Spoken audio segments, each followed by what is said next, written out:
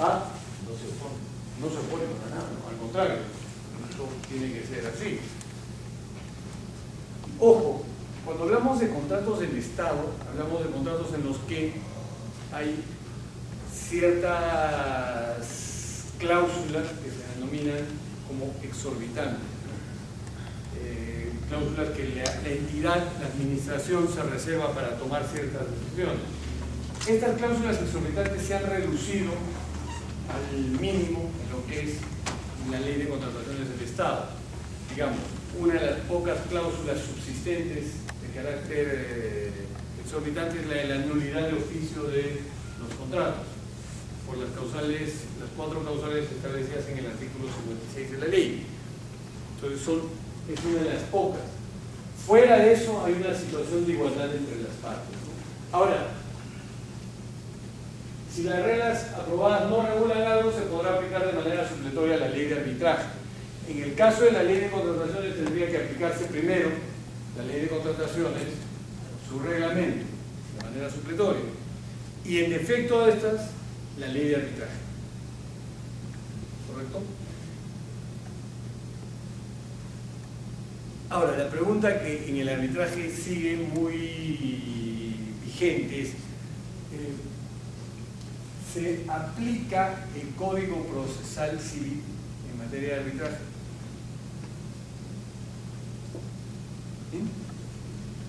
El Código Procesal Civil dice en una de sus disposiciones complementarias o finales que es de aplicación supletoria a todo procedimiento. ¿En el arbitraje se aplica o no? ¿Sí? ¿Qué opinan? En el arbitraje ad hoc sobre todo, ¿sí? Yo creo que sí. También. Porque si no había una excepción.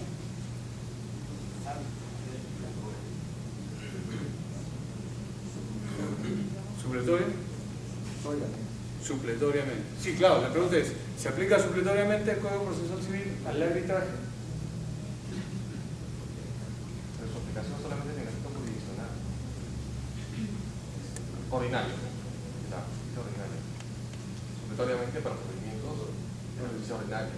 Entonces, ¿se aplica o no se aplica? No se aplica.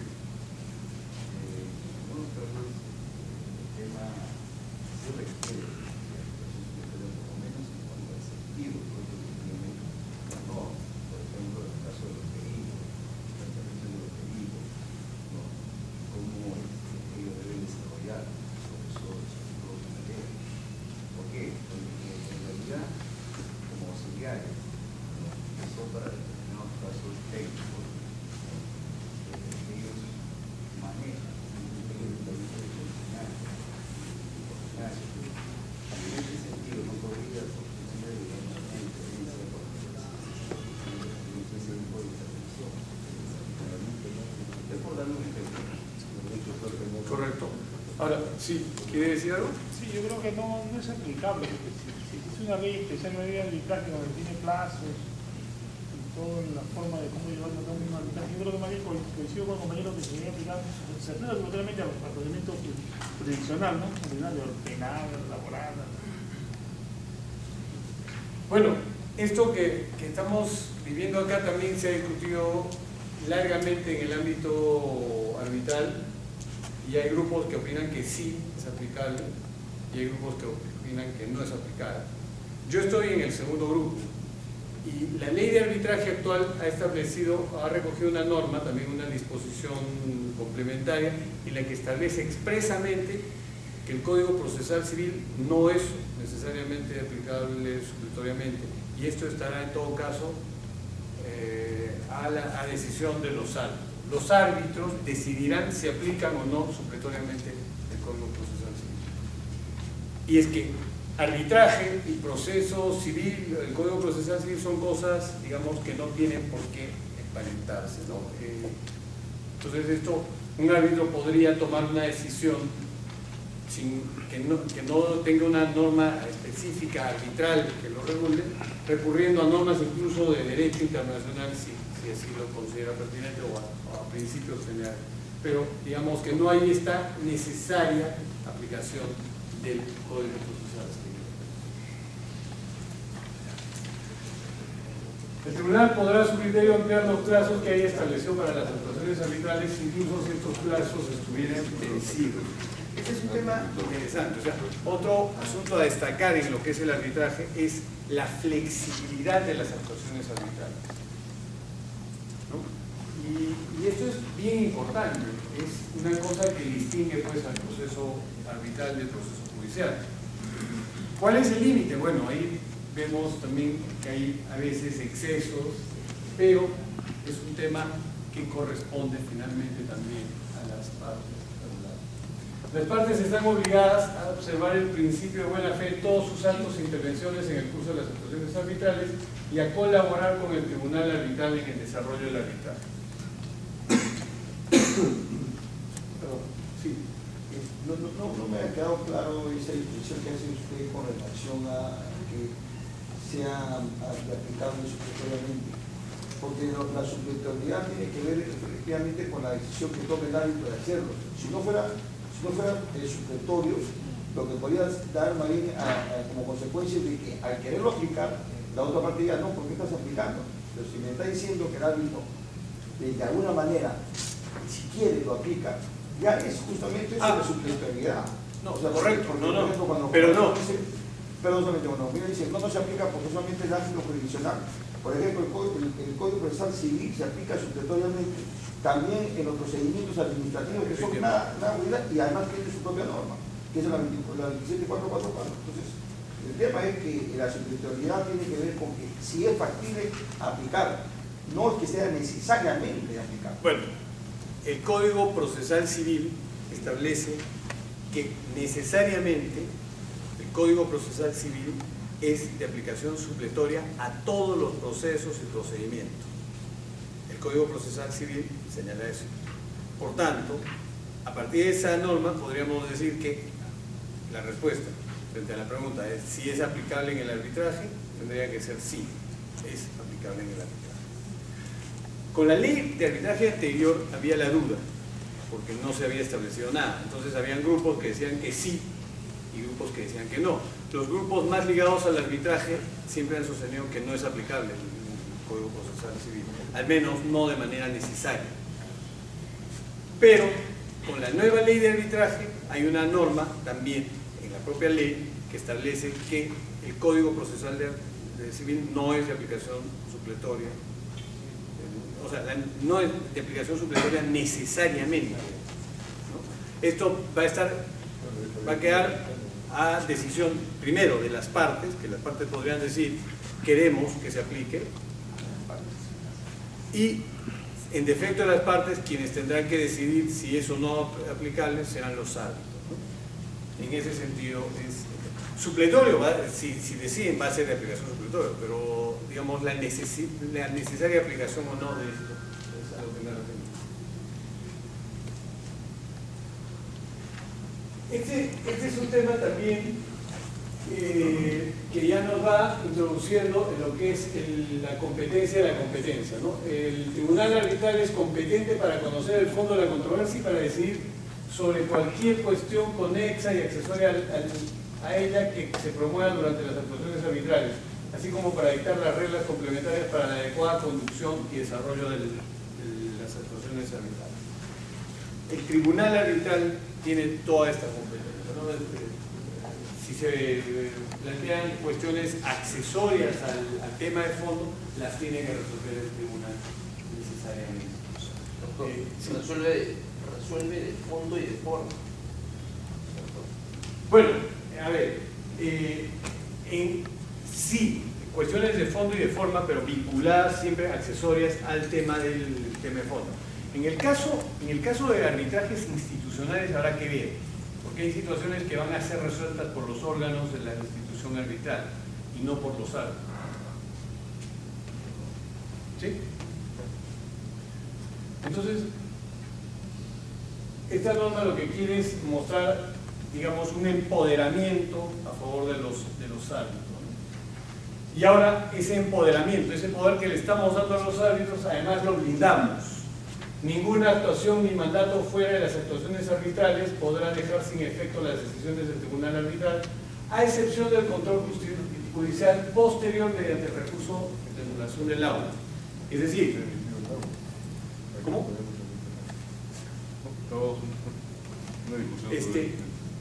En efecto, o sea,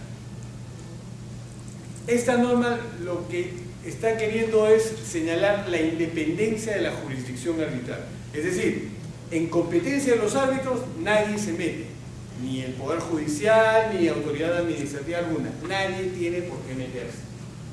Profesor, una consulta. Y respecto a la sentencia del Tribunal Constitucional que salió hace pocos días, en la que se pronuncia sobre el fondo, sobre un lado arbitral, ¿qué opina usted? Justamente de eso estábamos hablando. A ver, en este caso lo que ha sucedido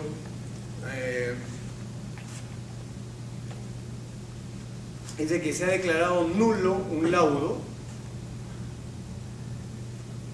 Una Corte Superior declaró nulo un laudo y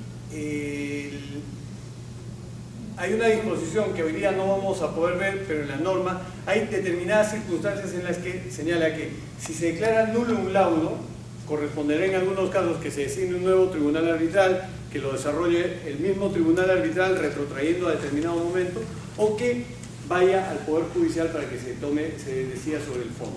Entonces, en este caso, lo que la Corte Superior hizo es declaró nulo el laudo y ante el pedido de una de las partes para que se pronunciara sobre el fondo, la Corte Superior dijo: yo no me voy a pronunciar sobre el fondo, no me corresponde.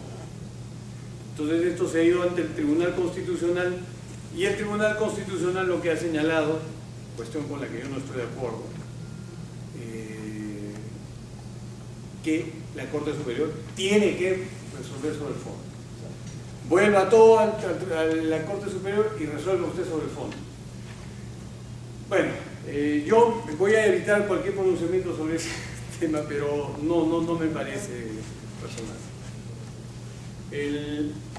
Entonces, el único momento en el que puede meterse el Poder Judicial, puede tener un control del arbitraje, es a través del recurso de anulación del laudo arbitral, ¿no? Entonces, este es un tema importante. Durante el proceso no, solamente después de. Y esto había quedado claro también con el propio Tribunal Constitucional en decisiones anteriores, pero bueno, ha habido ahí un cambio, digamos, de orientación, por lo menos. Ahora, el competence es una facultad, un principio bien importante por el cual el tribunal es el único competente para decidir sobre su propia competencia, incluso sobre las excepciones u objeciones al arbitraje relativas a la inexistencia, nulidad, anulabilidad, invalidez o ineficacia del convenio arbitral o por no estar pactado el arbitraje para resolver la materia de controversia o cualesquiera otra cuya estimación impida entrar en el fondo de la controversia. Acá, por ejemplo,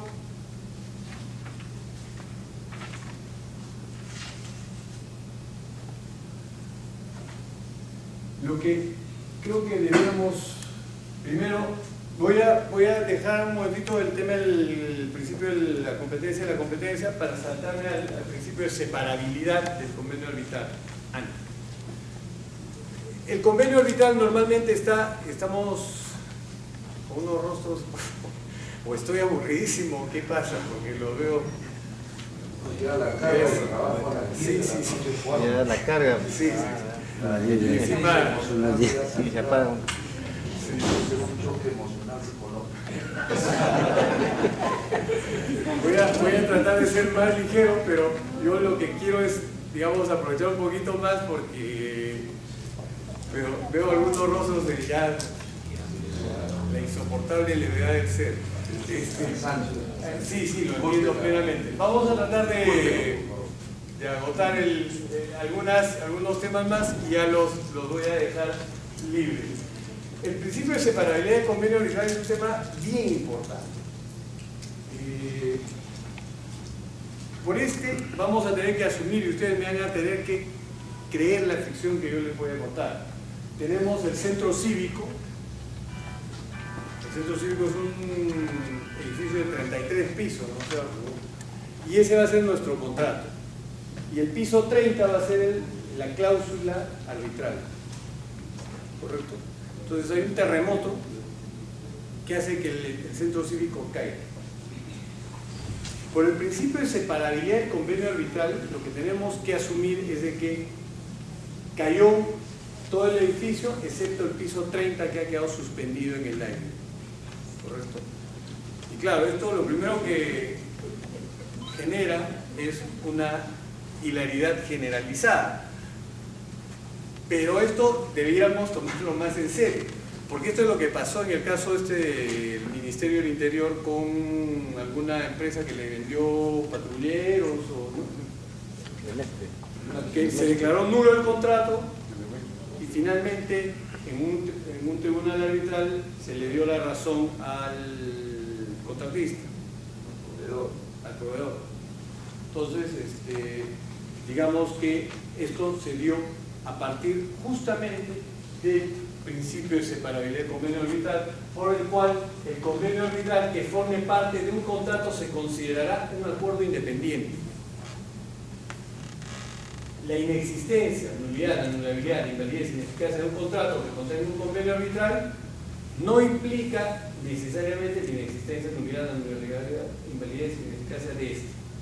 En consecuencia, el tribunal arbitral podrá decidir sobre la controversia sometida a su conocimiento, la que podrá versar incluso sobre la inexistencia, nulidad, etc., del contrato que contenga.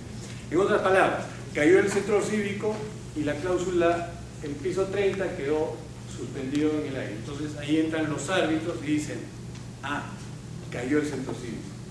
Por tanto, cae también el convenio. Porque si era nulo el contrato, probablemente el convenio también tenga que ser nulo. Pero podría ser que los árbitros digan, no, nosotros estamos aquí en el piso 30 y desde acá estamos viendo que el edificio nunca cayó.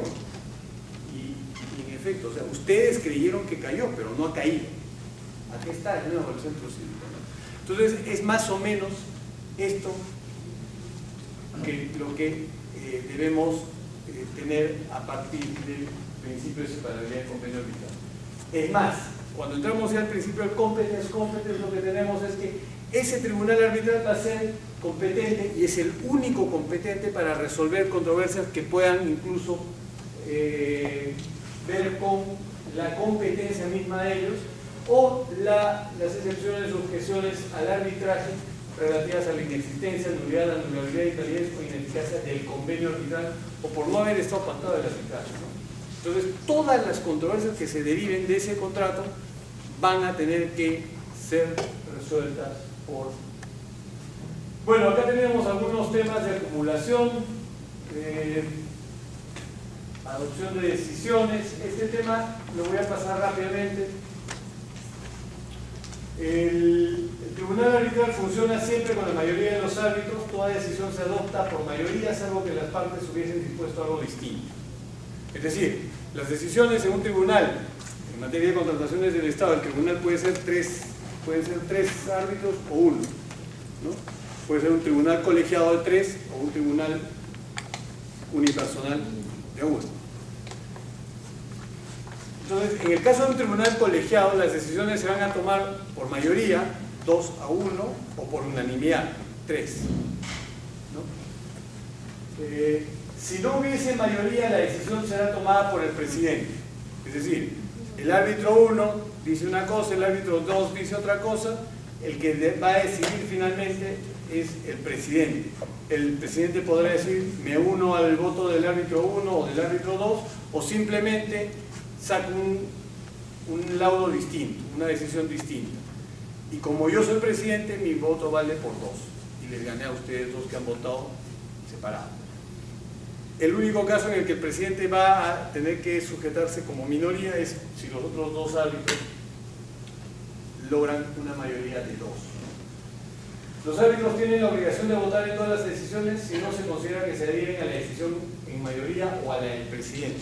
Claro, en el Tribunal de Contrataciones del Estado hay siempre mucho de viveza, ¿no? Entonces, hay los árbitros designados por una parte que creen que representan los intereses de esa parte, y no es así, los árbitros son imparciales.